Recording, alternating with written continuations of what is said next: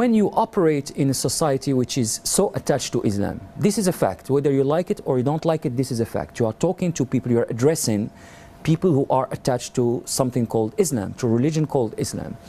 I think it's important to understand where they're coming from. I think it's important to learn to speak their language. It doesn't mean that everything you have to say has to have some grounding in some hadith or in some surat. No, that's not the point.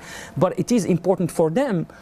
And that's what I would like to see, is how, Islam is in favor of, separation of power, and is in favor of the watchdog role of the media. I'd love to, to see how that can be developed from some examples of the Prophet life, from some, from Surat, etc., etc. And the few readings I've done are extremely encouraging in that, from that standpoint. That really, Islam to me is about all these extremely important values and principles. And again, if you want to change your society, and somehow if you want to have, to make a society a better society, you need to talk to people the language they understand.